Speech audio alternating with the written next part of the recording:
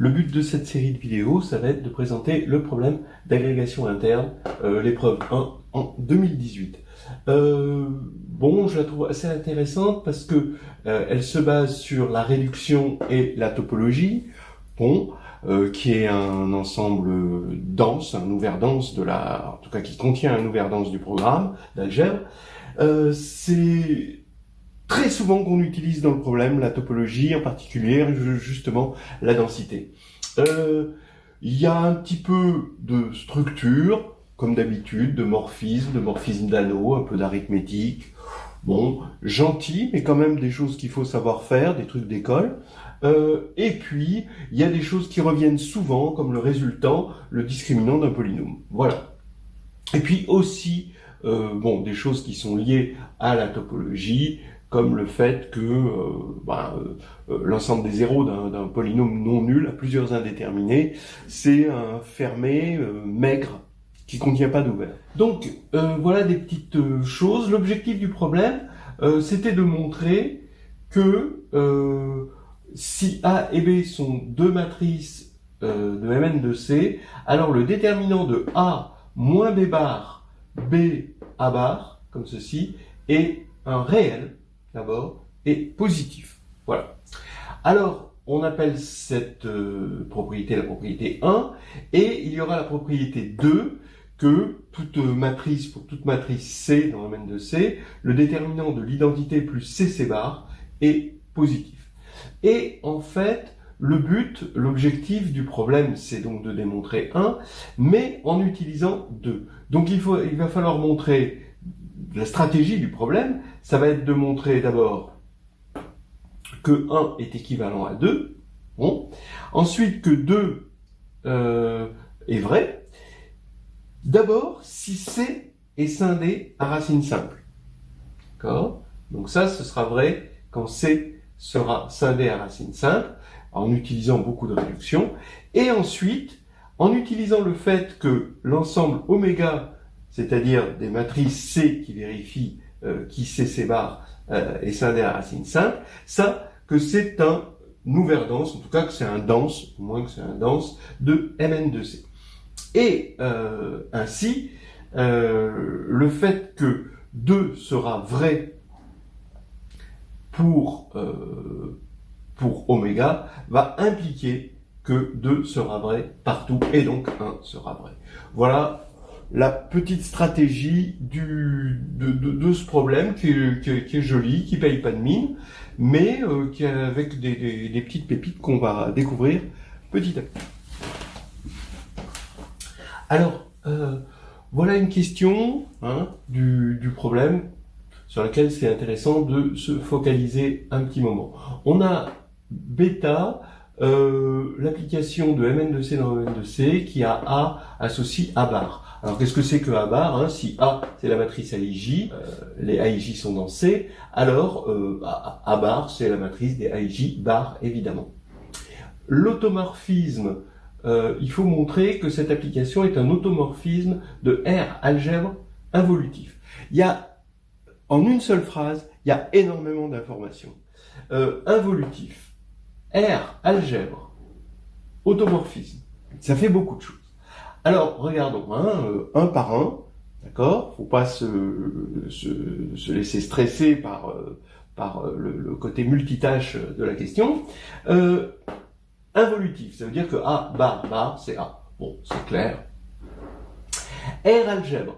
Qu'est-ce que ça veut dire R algèbre ? Ça veut dire R espace vectoriel plus anneau. Donc en gros, morphisme de R algèbre, ça veut dire que A plus B bar, c'est A bar plus B bar, que lambda A bar, c'est lambda A bar si lambda appartient à R. Alors vous voyez que ça aurait pas été un automorphisme de C algèbre, parce que il aurait fallu mettre un bar ici, d'accord ? Mais comme lambda appartient à R, ça va être bon. Et puis A, B, le tout bar, est égal à A bar, B bar. Alors comment on montre ça ? En fait, on se ramène au cas n égale 1. Donc ce serait bien de dire en premier, pour n égale 1, c'est vrai, parce que c'est Z. Pour n égale 1, ça c'est simplement C, donc c'est Z donne Z bar, et Z bar, oui c'est compatible avec l'addition, c'est compatible avec la multiplication réelle, c'est compatible avec la multiplication interne, comme ceci. Donc, c'est bon, hein, faut faire la remarque que c'est vrai pour n égale 1, vous n'allez pas le justifier, faut juste le dire. Voilà. Et à partir de là, eh ben, les formules d'addition, ici, c'est l'addition, c'est terme à terme, donc ça va être vrai, puisque c'est vrai pour n égale 1. La multiplication, c'est aussi terme à terme.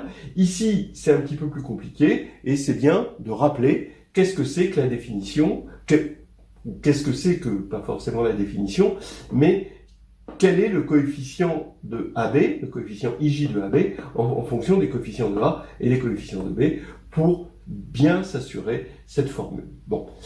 Ensuite, il faut montrer que c'est un automorphisme. Et automorphisme, déjà, il faut montrer que c'est injectif et surjectif. Mais injectif, comment on va montrer que c'est injectif? Bah oui, on n'a pas besoin de grand-chose. On n'a besoin que de la structure d'espace vectoriel. On n'a pas besoin de la structure d'anneau. Ça, c'est un espace vectoriel, ça, c'est un espace vectoriel. Bêta est on a montré que bêta était un morphisme d'espace vectoriel. Vous voyez l'importance de montrer les choses dans un certain ordre. Hein. Il faut d'abord montrer ça pour montrer ça, hein, toujours. La structure d'abord, l'injectivité après. Et ici, vous cherchez du coup le noyau. Et si vous montrez que le noyau est nul, hein, vous regardez ça juste en tant qu'espace vectoriel, faut pas se laisser hypnotiser par le fait que c'est une R algèbre et qu'on dit je connais pas les R algèbres et tout. Avant tout, c'est un espace vectoriel, voilà. Et il suffit de montrer que ker bêta égale 0, ce qui est évident. Hein. Si A bar égale 0, tous les AIJ bar égale 0, donc AIJ égale 0, donc A égale 0. Donc ça, c'est vraiment une évidence et l'injectivité est claire. Et surjectivité, toujours pareil, par un argument d'espace vectoriel de dimension, puisqu'on a même dimension, et c'est pas mauvais de rappeler au moment où on rédige que tout ça provient de la formule du rang.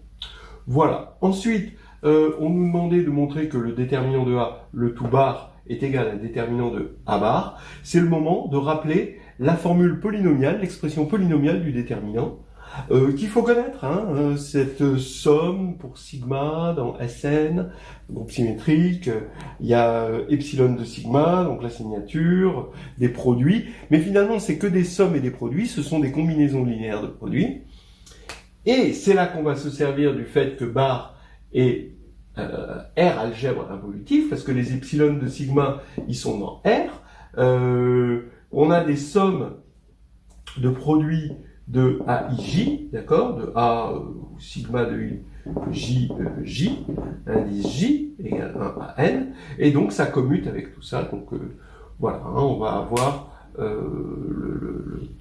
le bar ici qui part de là et qui va à la fin arriver juste là, parce que le bar c'est un morphisme de R algèbre dans le cas n égale 1. Voilà, c'est bien de le rappeler ici. Voilà, on y va. Donc je vous rappelle que on veut comprendre le déterminant de cette matrice pour montrer qu'il est réel et positif. Regardez déjà pour le cas n égale 1, donc A et B sont des complexes, voilà, hein, des éléments de C. Donc on veut calculer A moins B bar, B A bar. Bon, bien sûr, vous savez faire, c'est un espèce d'alpha à l'envers qui nous donne une formule. Mais imaginons qu'on n'ait pas la formule du déterminant ou qu'on n'ait pas envie de l'utiliser. C'est ce qui va se passer plus tard quand on va généraliser à des matrices de taille beaucoup plus grosse.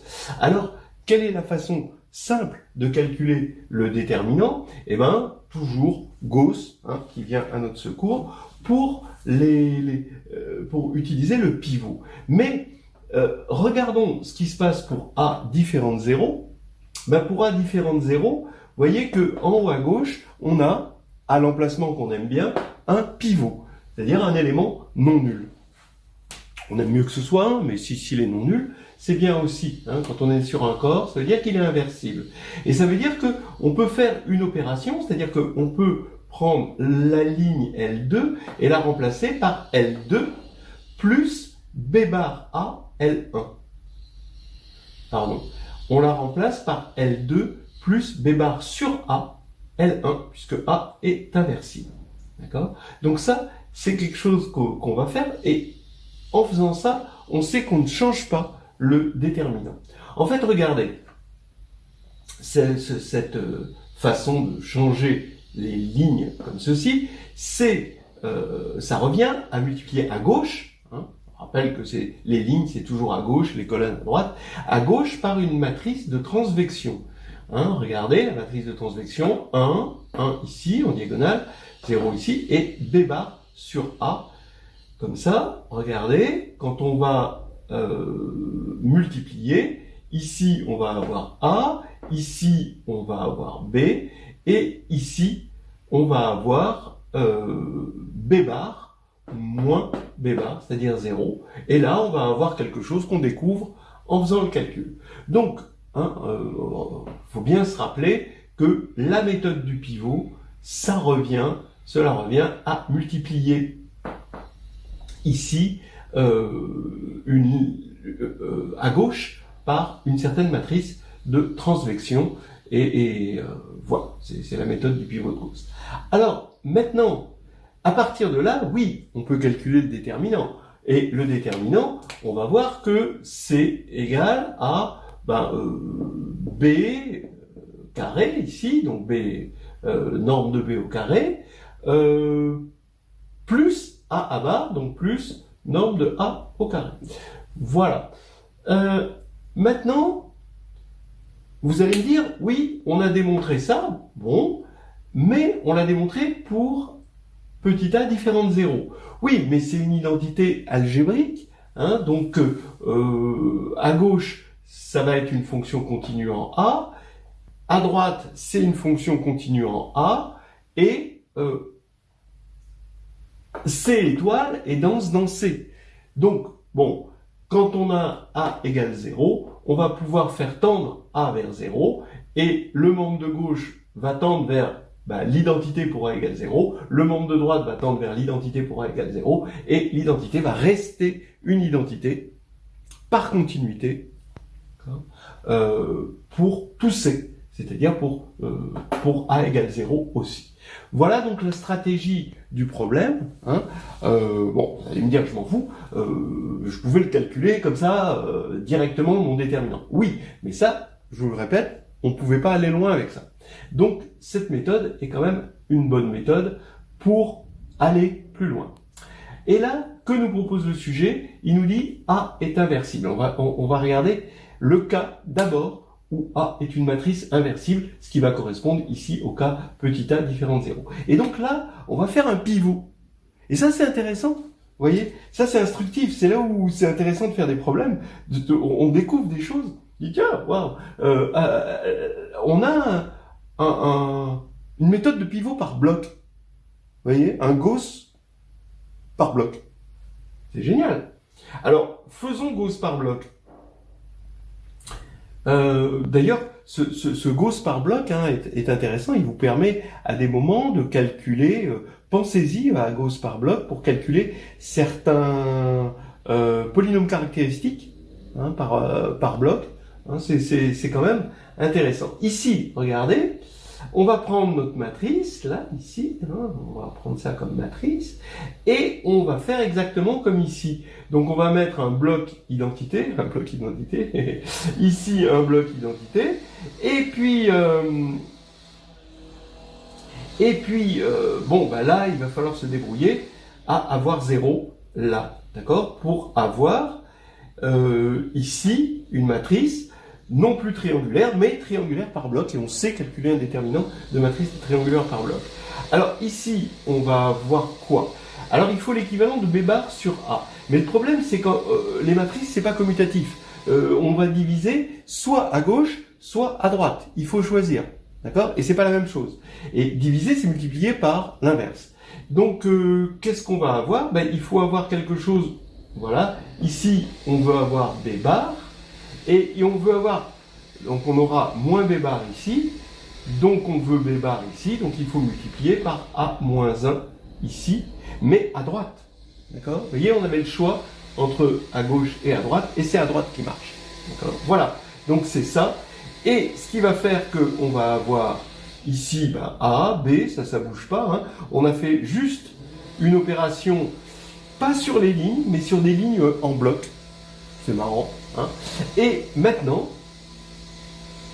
on va avoir ce bloc-là, ici, qui nous intéresse, qu'on va appeler le bloc D. Il n'est pas diagonal, je l'appelle D parce que C c'est déjà pris, puis c'est tout. D, c'est quoi? Eh ben, D, ça va être B bar A-1 fois B, plus identité fois A bar. Bah ouais, voilà, ça marche, ça fait B bar A-1 B plus A bar. Voilà, par multiplication matricielle par bloc. Hein, voilà ce que vous rédigez. Donc maintenant, on a ça, et l'énoncé voulait nous faire apparaître une matrice IN plus CC bar. Ben oui, parce qu'on va pouvoir mettre en facteur A bar, puisque A est inversible, A bar l'est aussi. Ça provient du fait que le déterminant de A bar, c'est le déterminant de A, le tout bar. Donc, A bar est inversible, on met en facteur A bar, et là, ça va faire A bar moins 1 B bar A moins 1 B plus IN.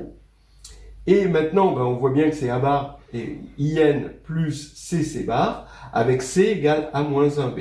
Alors là, il faut faire attention, faut bien montrer proprement que, là ici, il faut mettre une barre dessus, voilà. Faut bien montrer proprement que ça, A moins 1 B bar, c'est A bar moins 1 B bar. Voilà. Ça, c'est important. Et ça vient du fait que bar, c'est un automorphisme. Alors après, involutif, ça va être important qu'il soit involutif pour montrer que A moins 1 B, ce sera C bar. R, morphisme, non, mais pas forcément, on n'a pas besoin de R, mais le morphisme d'anneau et la commutation avec moins 1, hein, que A moins 1 bar soit A bar moins 1. Et tout ça, vous allez le tirer de cette question qu'on vient de faire sur le R automorphisme involutif. Voilà. Et donc, ça va faire maintenant que on va pouvoir calculer ce déterminant-là. Et ce déterminant-là, là, ce déterminant par le déterminant triangulaire par bloc, c'est 1. Et donc, on va avoir ce déterminant qui est égal à ce déterminant et qui est égal, encore par le triangulaire par bloc, au déterminant de A fois le déterminant de D. Et avec un minimum de manipulation, parce que vous allez avoir A fois déterminant de A fois le déterminant de ça, et le déterminant, de ça, et ça va faire det de A bar, avec ce qu'on a vu précédemment, ça va faire det de A en module au carré, fois le déterminant de ça. Et on a montré ce qu'on voulait, mais attention, on a pris A inversible. Donc on voit bien que lui, ce déterminant et ce déterminant sont de même signe. Maintenant, il va falloir se débarrasser de ce A inversible. Et c'est comme tout à l'heure, c'est la densité qui va nous le montrer. Donc on va regarder un petit peu cette densité. Alors, il y avait une grosse concentration sur la question 5. On va pas résoudre tout de suite, mais on commence à la mettre en place. Il faut montrer que 1 est équivalent à 2. Voilà. Et là, déjà, quand on était arrivé à la question 5, on avait fait une bonne partie du problème, si on fait la question 5 correctement. Hein. Donc, je vous rappelle que 1, c'est que ça c'est positif, que 2, c'est que ça c'est positif, et qu'on vient d'obtenir que cette égalité-là, avec C ici, mais cette égalité, elle nous donnait presque 1 équivalent à 2, sauf qu'il y a ce côté A est inversible, et donc il va falloir utiliser des questions de densité. Et on va montrer que GLN de C est dense dans Mn de C, ce qui est la généralisation pour n égale. Regardez, si vous regardez pour n égale 1, le fait que C étoile, puisque GLN de C, GL1 de C, c'est C étoile, il est dense dans M1 de C, c'est-à-dire C. Hein, d'accord, qu'on a utilisé tout à l'heure dans le cas n égale 1. Alors, il y a une preuve qui est presque immédiate si on connaît la semi-continuité du rang. Donc, quelque chose de connu. Donc, on aurait pu faire comme ça, mais le problème n'a pas voulu ainsi. Eh ben oui, GLN de C, c'est avec la barre dessus, GLN de C, c'est l'orbite l'ensemble des matrices de rang n dans Mn de C. Donc c'est ce que j'appelle ON. ON bar, et on sait que ON bar, c'est la réunion des OK pour K compris entre 0 et n. C'est la semi-continuité du rang. Et ça, c'est égal à Mn de C, puisque, oui, ça, c'est toutes les matrices, finalement. Elles ont toutes un rang entre 0 et n.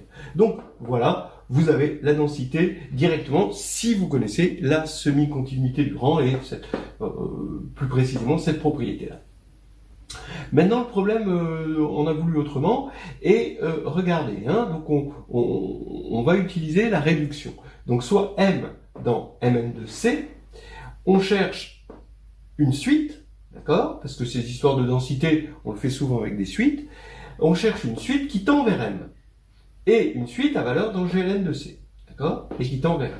Si M appartient à GLN, il n'y a pas de problème. La suite, c'est la suite constante égale à M. Bon, donc on a gagné. Maintenant, si M n'appartient pas à GLN, alors ça veut dire que 0 est valeur propre, puisque ça veut dire que M n'est pas inversible, donc 0 est valeur propre. Bon, mais là c'est important, le spectre est fini. Je vous rappelle que le spectre est fini, puisque on tire le spectre des racines d'un polynôme non nul. Donc il est fini. Et le polynôme caractéristique. Et donc, puisqu'il est fini, j'ai un min des modules de nu quand nu parcourt le spectre, mais pour que ce min ne soit pas nul, bien sûr, je vais prendre nu différent de 0, bien sûr. Voilà. Et là, je vais prendre pour mu ce min-là. Et comme c'est fini, ce min existe bien. D'accord? Donc, existence. Attention, c'est pas parce que vous écrivez égal que ça existe forcément. Vous n'avez pas ce don-là. D'accord? Vous le prouvez. Alors maintenant, ça veut dire que quand on va prendre lambda, un complexe, qui est de modules strictement compris entre 0 et mu, ça veut dire que lambda est non nul, entre autres, ça veut dire donc que lambda n'est pas valeur propre.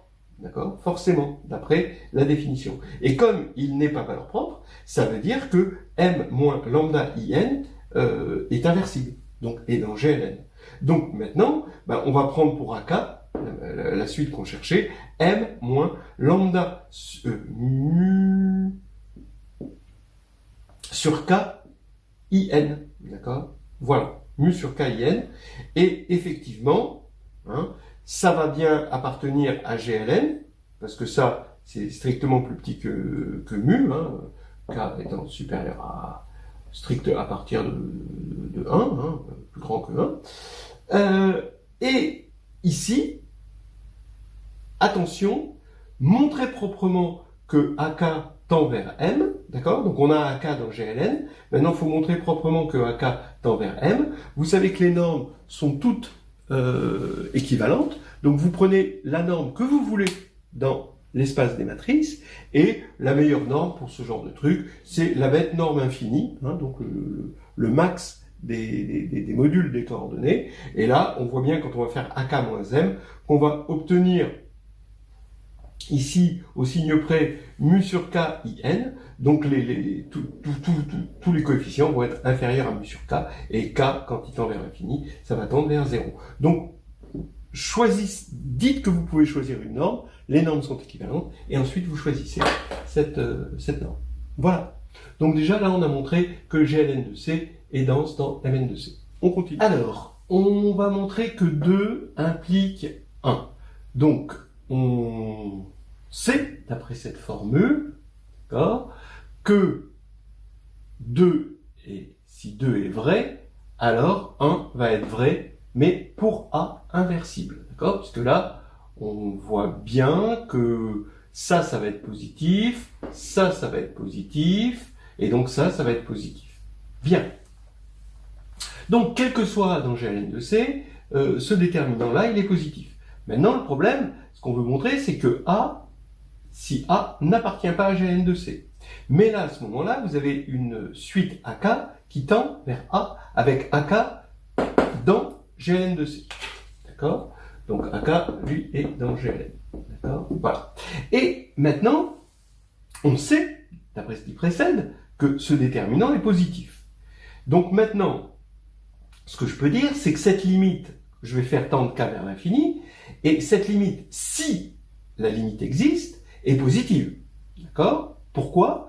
Parce que là, on a des éléments, on a une suite de R+, et une suite de R+, si elle converge, elle converge dans R+. Ça s'appelle la propriété d'être fermé. R+, est un fermé. C'est le moment de le dire.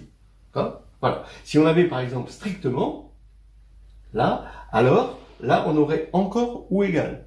Parce que l'adhérence de R+ étoile, c'est R+. Voilà, hein, donc ça c'est des petites choses à savoir faire. Bon, alors maintenant il n'y a plus qu'à montrer que cette limite existe et que c'est la limite qu'on pense, c'est-à-dire ceci. Comme ça, ce sera terminé et on aura bien que c'est positif.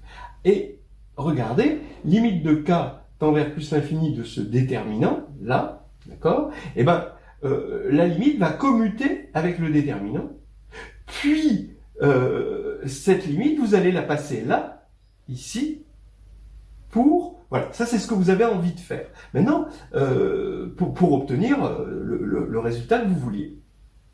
Mais cet échange de passage à la limite et d'une fonction demande que la fonction soit continue. Ici, ça demande d'être continue. Donc quand vous rédigez, déterminant et continu. Pourquoi c'est continu?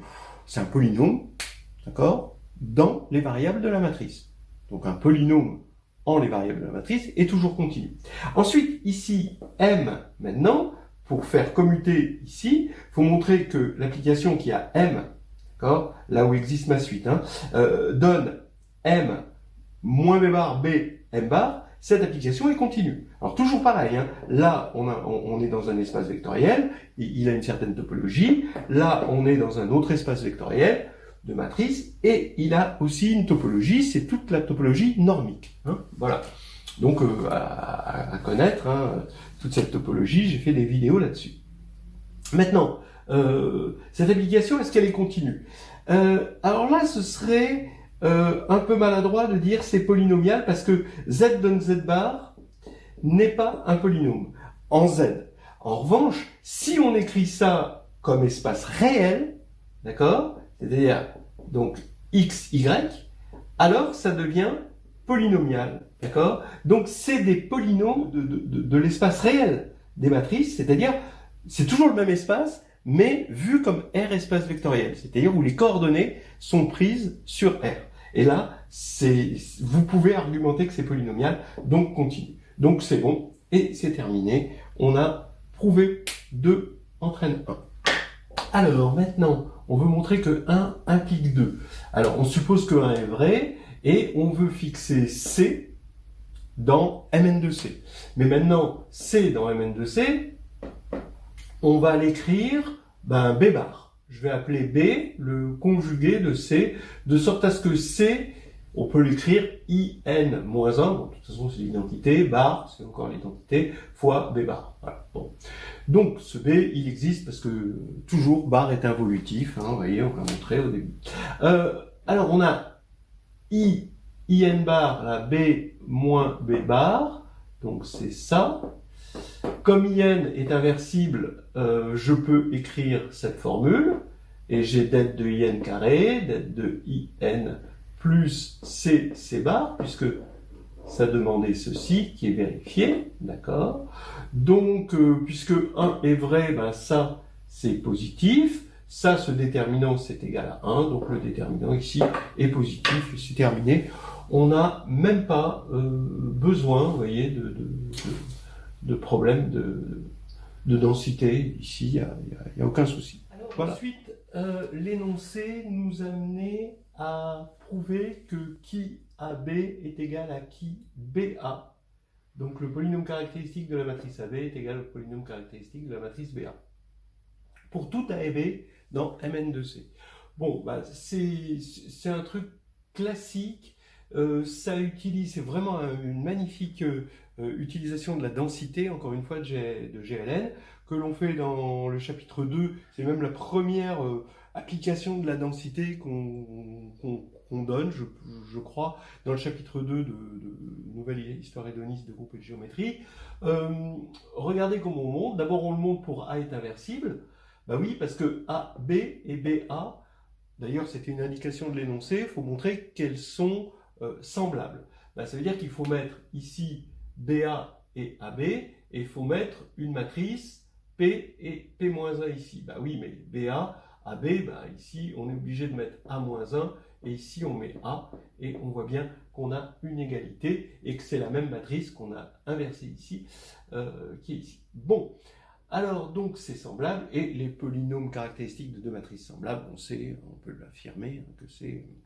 Après, il faut savoir le démontrer, hein. Ça vient du fait que c'est égal parce que les déterminants de matrices semblables sont unis. Bon, alors maintenant, il faut le montrer pour A quelconque. Et ben voilà, encore la densité, AK, on a une suite de matrices, AK qui tend vers A, on l'a vu tout à l'heure. Donc, AKB tend vers AB, alors il faut savoir le dire. Le correcteur, évidemment, il attend que vous disiez que l'application qui a M donne MB est continue. D'accord? Pourquoi elle est continue? Parce qu'elle est linéaire, hein, ici. Bon. BAK tend vers BA. Alors vous pouvez dire de même là, bon bien sûr, mais voilà. Alors donc ça va vouloir dire, d'après ce qui précède, comme AK est une suite de GLN, hein, par densité, hein, on a qui AKB est égal à qui BAK. Voilà, d'après ce qui précède. Et maintenant, on monte donc on voit vraiment l'utilité de la topologie, hein, je trouve ça assez passionnant. Alors ici, qu'est-ce qu'on a envie de dire? Qui AB, maintenant on veut montrer que c'est égal à qui BA. Mais qui AB, c'est qui de AB, c'est la limite quand K tend vers plus l'infini de AK B, d'après ça. Et on a envie de dire, là on peut se poser la question, que c'est la limite quand K tend vers plus l'infini de qui AKB. Si c'est vrai, alors d'après ça, ce sera la limite quand K tend vers plus l'infini de qui BAK, parce que AK est dans GLN, et là, si ça c'est vrai, ben ça ce sera vrai aussi, on a qui limite de BAK, et d'après ça, c'est limite de BA. Donc maintenant, il n'y a plus qu'à montrer que ces égalités-là sont vraies, mais ça vient du fait que M donne, ces échanges de passage à la limite, vous le voyez bien, c'est juste de la continuité de M donne ici qui M. D'accord?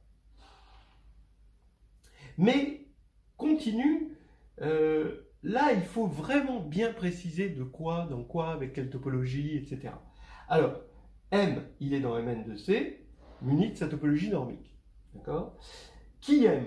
Ah, c'est un polynôme. Bah oui, mais c'est un polynôme. Alors, on pourrait dire c'est un polynôme C de x, mais lui, il est de dimension infinie, donc il n'a pas de topologie normique. C'est en dimension finie qu'on a quelque chose qui ne dépend pas de la norme.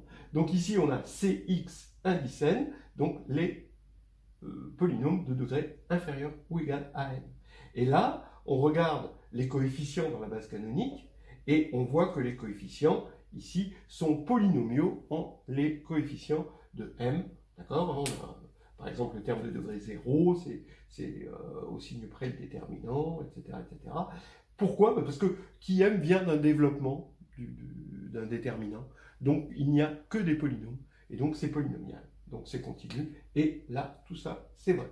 Donc, on a que qui AB est égal à qui BA pour tout AB dans Mn de C. Alors ensuite, il fallait déduire de tout ce qui précédait, que qui de C bar appartient à R de X.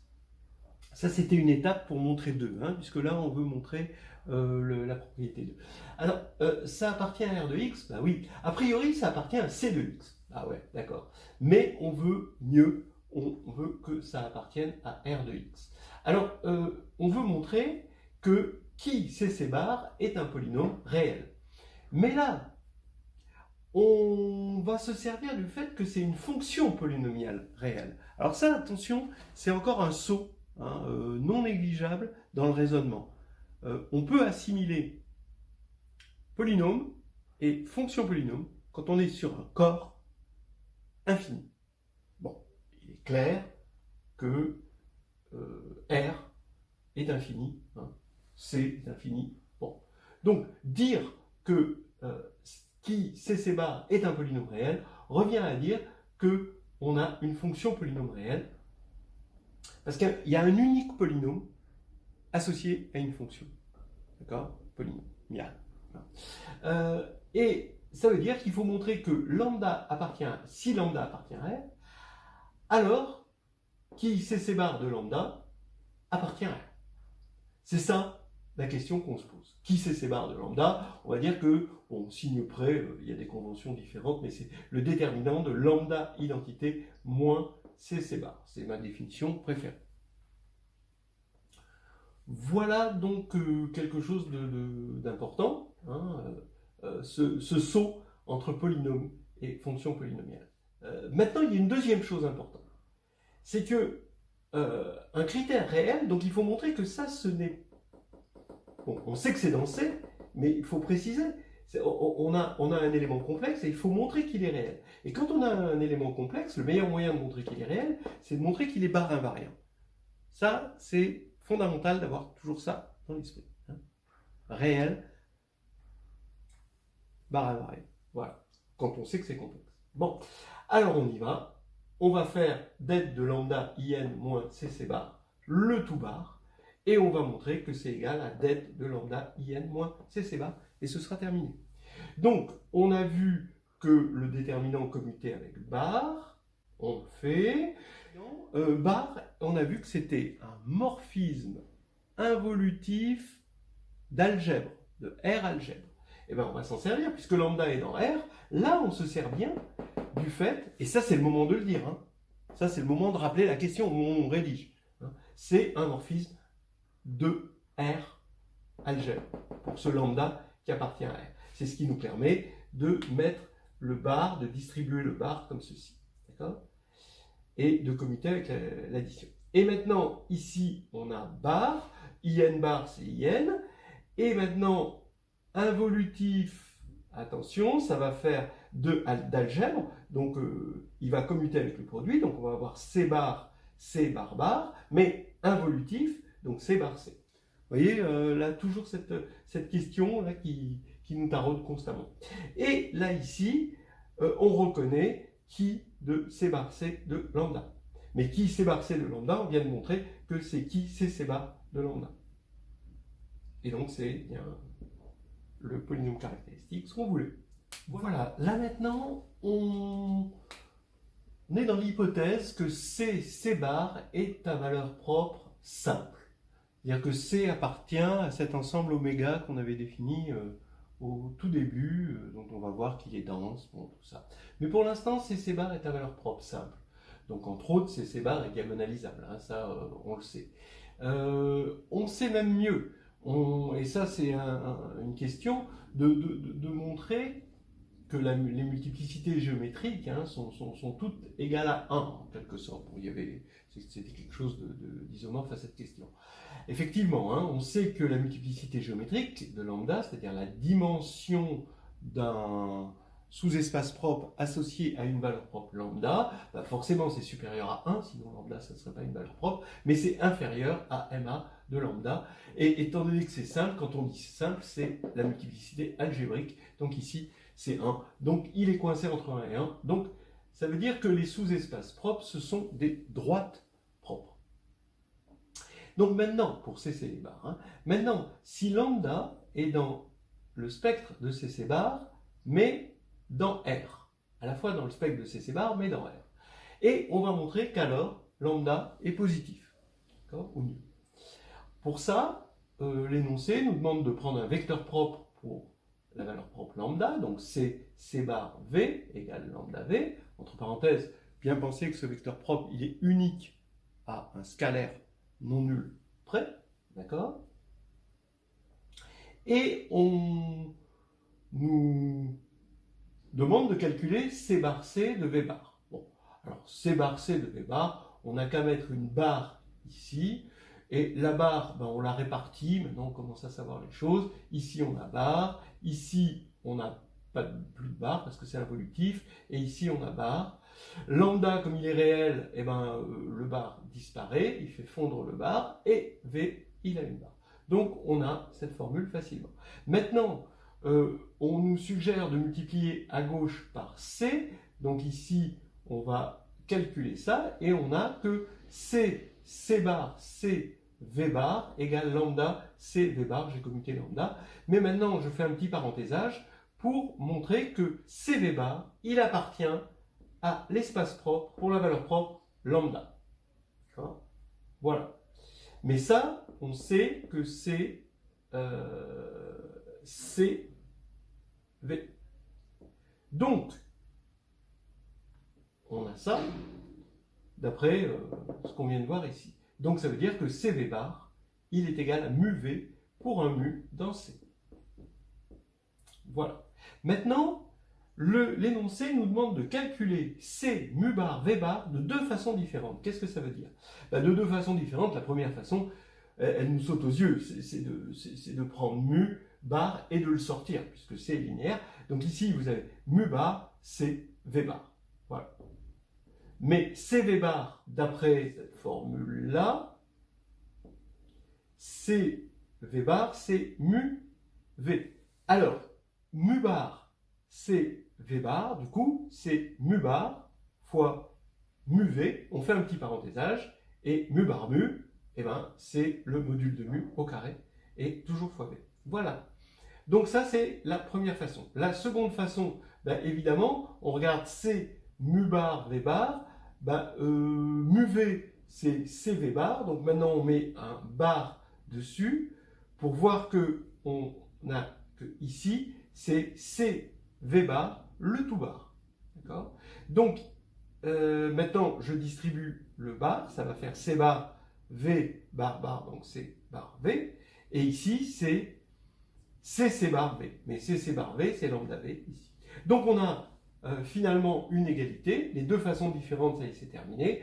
On a l'égalité vers laquelle nous avait amené un peu l'énoncé, et cette égalité, attention, on a envie de simplifier par V, c'est pas terminé. Il faut faire attention à la dernière ligne droite. C'est là des fois qu'on se plante, quand ça sent l'écurie, là. Et vous voyez, il faut dire que V est non nul. D'accord? Disons alpha V est égal à bêta V, ça implique alpha bêta égale bêta si V est non nul. Et V est non nul parce que c'était un vecteur propre, donc ça il faut le dire. Et donc là maintenant, lambda est égal à mu, le module de mu au carré, et donc forcément il est positif, il n'y a pas plus positif que lambda, c'était ce qu'on voulait montrer. Alors maintenant ça y est, on va enfin montrer 2 dans toute sa généralité, donc 1 finalement, puisque 2 était équivalent à 1. Un petit rappel des éléments. D'abord, si lambda est dans le spectre de CC bar avec lambda réel, alors lambda est un réel positif. Ensuite, qui de CC bar est le polynôme caractéristique, il est dans R de x. Voilà ce qu'on avait montré. Et maintenant, on va montrer enfin cette propriété 2.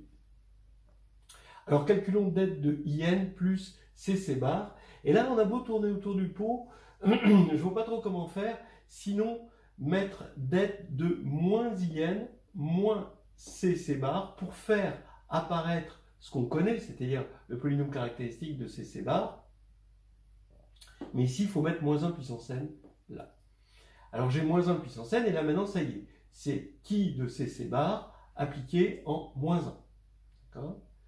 Donc, c'est moins 1 puissance n, le produit des moins 1 moins lambda, quand lambda parcourt les racines de qui CC bar. Je vous rappelle qu'on a choisi une définition du polynôme caractéristique qui est unitaire.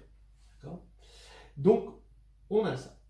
Si on ne l'avait pas choisi unitaire, de toute façon, on aurait le moins 1 puissance n, donc on ne peut pas échapper à cette formule-là. Très bien. Maintenant, dans le spectre, attention, il y a les réels et il y a les non réels.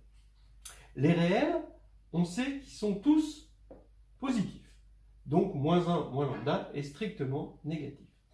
Parmi les non réels, si lambda n'est pas réel, comme le polynôme caractéristique, lui, est réel, lambda bar, lui, qui est différent de lambda, puisque s'il était égal, il serait réel, est aussi racine, et je dirais même avec même multiplicité. D'où ça vient? Ça vient du fait que si x moins lambda puissance k divise un polynôme réel, alors on peut prendre le bar, d'accord, le bar qui va être un automorphisme encore sur l'anneau des polynômes, sur l'algèbre des polynômes, et ici on va avoir bar, ça va diviser aussi, mais ça va diviser p bar. Mais ça divise p bar, donc je prends P dans C2X a priori, hein, mais P bar il est égal à P. D'accord? Voilà. Donc, ça veut dire que si x moins k puissance lambda divise P, alors x moins lambda bar puissance k et divise P aussi. Donc, ils vont être racines avec la même multiplicité. Ça, c'est important, hein, à bien connaître. Donc, maintenant, je reviens là-dessus. Je vais avoir dans ce produit à la fois moins 1 moins lambda et moins 1 moins lambda bar à chaque fois. Dès que j'ai lambda, je vais avoir aussi lambda bar. Donc je vais avoir un produit de module de moins 1 moins lambda le tout carré, donc quelque chose de positif. Donc maintenant, je m'intéresse juste au signe du côté réel. Je vais supposer qu'il y a k racines réelles, exactement k racines réelles. Donc ce qui veut dire qu'il y a 2k' racines non réelles. Et donc en tout, k plus 2k', c'est l'ensemble des racines. Je les compte avec multiplicité. Hein. Je vais avoir n en tout. Et ça veut dire que k et n sont de même parité, forcément.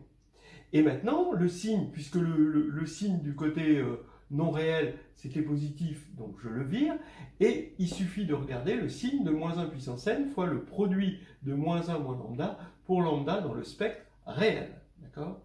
Et ça, le moins 1 puissance n fois le moins 1 puissance k, puisqu'il y a k racines réelles, puisque kn sont de même parité, ça va s'annuler, et donc il va rester plus que pi de lambda dans R, de 1 plus lambda, hein, j'ai mis le moins 1 puissance k en facteur, et comme lambda est positif, et 1 plus lambda est positif, et le produit est positif, et c'est terminé, on a montré on a montré ce qu'on voulait. Mais attention, c'est pas tout à fait terminé, parce que, vous vous rappelez, on avait choisi C dans un oméga, et oméga, c'était l'ensemble des C tels que C bar est à valeur propre simple. Bien, donc on a démontré 2, mais dans un cadre particulier, quand C, la matrice C, est dans un certain oméga. Maintenant, il reste à montrer que oméga est dense dans Mn de C. C'est ce qui va permettre de voir que à partir du moment où le déterminant de IN plus C bar est positif pour C sur oméga, par continuité de cette fonction en C, et le fait que R plus est fermé, je vous rappelle, on aura cette inégalité vraie sur Mn de C. Donc bref, on veut montrer que oméga est dense sur Mn de C.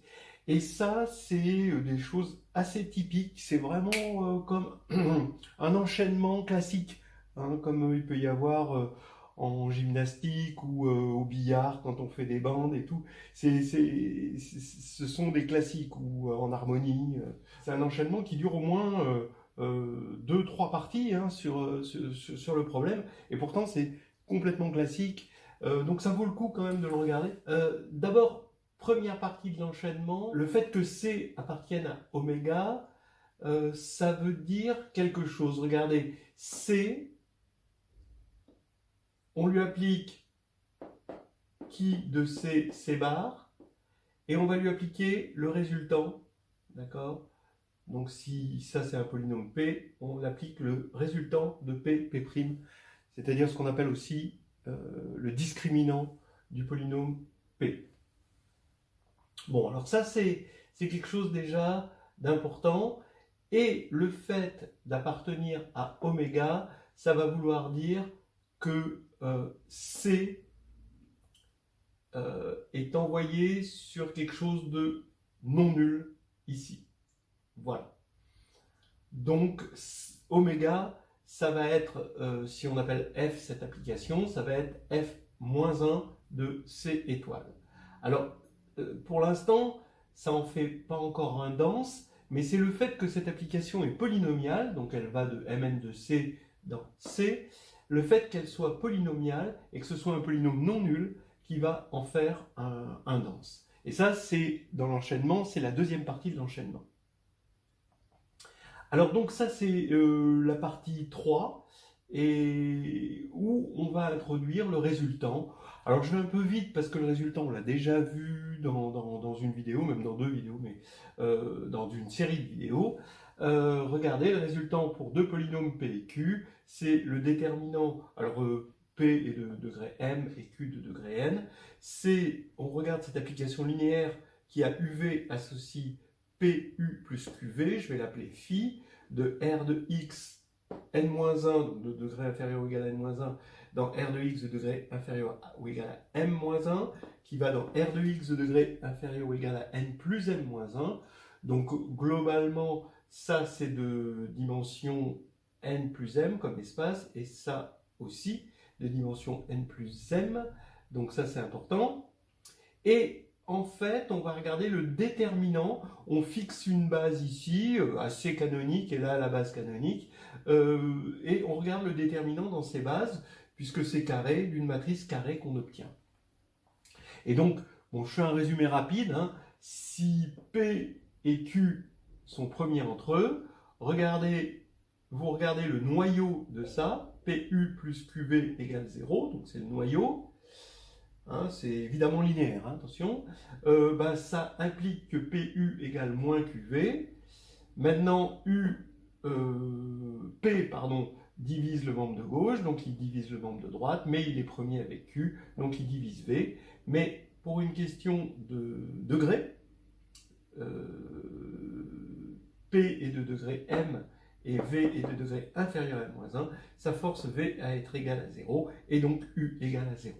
Il y a des gens qui m'ont dit « Ah ben moi je l'avais pourtant vu la vidéo et pourtant j'ai pas retrouvé. » Et voilà, mais c'est normal, il faut revoir les choses, faut retourner, faut faire des cycles hein, pour que ça finisse par rentrer. Bon, alors maintenant réciproquement, si P et Q ont pour PGCD D, alors donc différent de 1, alors, IMPHI, forcément, D divisant P et Q, D divise PU plus QV. Donc, IMPHI est inclus dans l'idéal des multiples de D.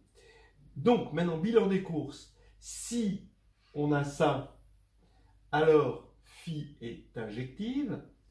D'accord ? Et si on l'a pas, phi n'est pas surjective. Mais injectif et surjectif et bijectif, puisqu'on a la même dimension, c'est pareil. Ce qui veut dire que si c'est un si et seulement si, le déterminant sera non nul si et seulement si P et Q sont premiers entre eux. Maintenant, dans un deuxième temps, il faut regarder P et P', le PGCD de P et P'. Si c'est égal à 1 sur C, ça veut dire que dès que D divise P et P', puisqu'on est sur C, on aura des racines communes à P et P'. Et donc P aura forcément une racine multiple. Donc, comme on est sur C et que dès qu'un polynôme n'est pas constant, il a des racines, ça veut dire que le fait que P est premier avec P' va être équivalent au fait que toute racine de P sera simple. D'accord ? Voilà. Et maintenant, donc le fait que C appartient à oméga est équivalent au fait que ce polynôme n'a que des racines simples, donc que ce résultant est non nul, d'après ce qu'on a vu là, et là, finalement. Et maintenant, on a ici bien une application polynomiale non nulle, parce qu'il existe des matrices à racines simples, ça forcément. Donc, on a une application polynomiale non nulle telle que oméga est égal à f-1 de C étoile.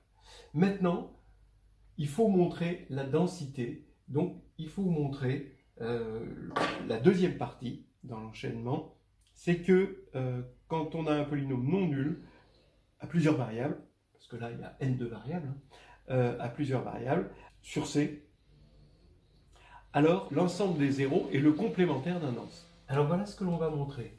On va montrer dans un premier temps que si P est dans C de x1 jusqu'à xd, et qu'il existe I1 jusqu'à id des parties de C infinies, toutes infinies, les D parties sont infinies, telles que P de petit x1 jusqu'à petit xd est nul pour tout déuplé de x, comme ça, avec xk dans ik, alors P est nul. D'accord ? Regardons tout de suite le cas D égale 1, et ce sera l'initialisation de notre récurrence. Comme ça, ça va vous donner une idée de ce que ça veut dire. Donc ici, pour D égale 1, ça fait P, il appartient à C de x, il n'y a qu'une seule variable maintenant, et on suppose que P de x égale 0 sur un ensemble infini. D'accord ? I1 est infini. Et ça implique, on le sait, que P égale 0. Alors pourquoi c'est vrai, vous vous rappelez, parce que si P est non nul, il a un certain degré, et on sait que, comme on est sur un corps, le nombre de racines ne peut pas excéder le degré. Donc forcément, P est nul. Voilà, puisque ça s'annule sur un ensemble infini, et donc il y a une infinité de racines. Voilà, donc P est nul. Maintenant, on va voir l'hérédité, donc on va supposer que c'est vrai jusqu'à D-1. Et maintenant, on va regarder P, regardez comment on va l'écrire. On va l'écrire comme polynôme en la dernière variable xd, donc somme de s égale 0 à, j'appelle petit n, allez, le degré de P, xds, et ici, je mets ps de x1 jusqu'à xd-1, c'est-à-dire que ce sont des polynômes que je vois comme coefficients. D'accord ? Donc c'est-à-dire que c'est une façon de voir P comme polynôme en xd avec des coefficients en x1 jusqu'à xd-1. D'accord ? Voilà, je regroupe un peu terme à terme. Et donc maintenant, ces variables-là, je les fixe, je les évalue en petit x1 jusqu'à petit xd-1 avec xi, là, comme ça, tous les xi dans i indice k, avec les i indice k infinis. Mais par contre, grand xd, je ne l'évalue pas encore. Donc ici, ça va me donner maintenant un polynôme à une variable. D'accord ? Le fait d'évaluer les d-1 premières, c'est à une variable. Et à une variable, on a démontré dans l'initialisation que, puisque en l'évaluant en petit xd, d'accord, c'est-à-dire sur une infinité possible d'éléments de id, eh ben, on a 0, d'accord ? Donc ce polynôme-là va être nul. Mais si ce polynôme est nul, ça veut dire que tous ces coefficients sont nuls. Donc tous ces coefficients ici sont nuls pour tout S. D'accord ? Voilà. Mais ils sont nuls, étant donné qu'on l'a démontré, donc ça veut dire que le polynôme PS est nul pour tout S, puisque on l'a démontré par l'hypothèse de récurrence, et donc ça veut dire que les PS sont nuls. Voilà, par récurrence. Et si les PS sont nuls, ça veut dire que P est nul, forcément. Voilà, donc on a montré ça. Il reste à montrer maintenant la densité de oméga P. C'est-à-dire, ici, on prend oméga P, l'ensemble des x1 jusqu'à xd de C puissance D. D, ce sera n2 là-dedans. Tel que P de x1 jusqu'à xd est différent de 0. Eh bien, si P est différent de 0, si P n'est pas le polynôme nul, alors oméga P est dense dans CD et on aura terminé. Ben oui, pourquoi c'est vrai que oméga P est dense dans CD? Eh bien, puisque on va supposer qu'il ne soit pas dense, et on va montrer que forcément P est nul. Alors, s'il n'est pas dense, alors ça veut dire qu'il existe un élément X dans CD qui n'est pas atteint par une limite d'éléments de oméga P, c'est-à-dire que X va posséder un voisinage qui est complètement disjoint de oméga P, et un voisinage ouvert, je vais dire. Voilà, il est protégé par ce voisinage, et donc il ne peut pas être atteint à la limite. Voilà. Et maintenant, on va prendre comme topologie de normique, on va prendre la norme infinie, ce qui va faire que donc les boules ouvertes, hein, ça va être des hypercubes, okay, et donc ça veut dire Vx contient, comme c'est un ouvert, il va contenir une boule pour n infini de x autour de x et une base de voisinage, ça va être de la forme moins epsilon puissance d, donc c'est l'hypercube, la puissance d, avec epsilon strictement positif. Et donc, ça contient un voisinage de x, ça va être de la forme x plus ça, c'est-à-dire un produit de xi moins epsilon, xi plus epsilon. Mais ces ensembles ouverts, comme epsilon est strictement positif, sont infinis, c'est les i petit i, et comme ils ne sont pas, comme ils sont dans Vx, ils ne sont pas dans oméga p, ça veut dire que P s'annule sur ce produit des grands I indice petit i. Et donc ça veut dire que c'est le produit d'ensemble infini, et on a vu ici que si ça s'annulait là-dessus, alors P était nul, donc P est nul, donc ça veut dire que ici, quand P est non nul, oméga P est dense dans CD. Et voilà, on a terminé le plus gros du problème, mais après, il y avait encore des petites choses. Dove ça fai?